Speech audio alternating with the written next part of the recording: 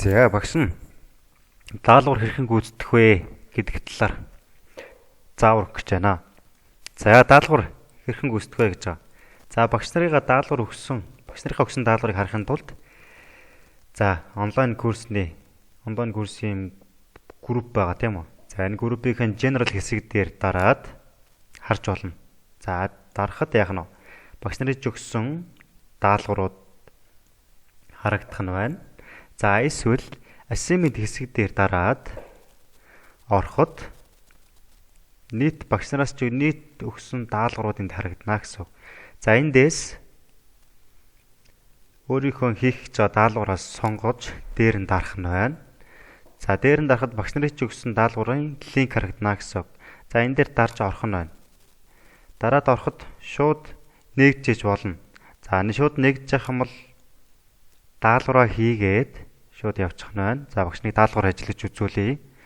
За хариулаад явчих нь байна тийм ээ. Доор нь болохоор submit гэж байгаа. За энэ submit төвчийг хамгийн сүүлд дарна. За энэ төвчийг дарсан л чи даалгавар хийх боломжгүй гэсэн үг байна. За даалгавар хийж дуусаа submit дарлаа. За дууссаны дараагаар text гэсэн тэмдэг гарч энэ маань яах нь даалгавар хийгээд болчлаа, амжилттай боллоо гэсэн. За эндээс яах нь өөрийнх нь дүнг харж болно. За чи 75-аас 75 он авсан байна гэсэн үг байна. За ардаа зөв байна гэдэг нь зөв хариултуудыг сонгосон байна гэсэн үг байна. За ингээд яах нь чиний даалгавар хийгээ болчлоо гэсэн үг байна тийм ээ. За бас нэг өөр хэлбэрээр багш нар чинь даалгаврыг өгсөн байж болно. За жишээлбэл Cambridge 11-р ангийн 10-р ангийн англи хэлний даалгавар байна л да. За энэ дээр дарахад түрүүчигээс арай өөр шууд линк харагдаж байгаа тийм үү? Багш нар чинь шууд линкээр явуулсан байж болно.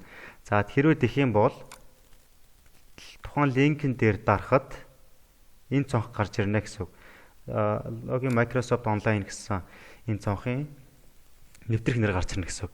За энэ дээр дарахад чамд password аккаунт нэгж байгаа гэсэн үг. Мэйл хаяг нэгж байгаа гэсэн үг. За энэ дээр чи сургуулиас өгсөн аккаунтыг оруулах нь байна. За нэвтэрч ороход шууд ажиллахад бэлэн байдлаар гарч ирэх гэсэн даалгаврууд маань.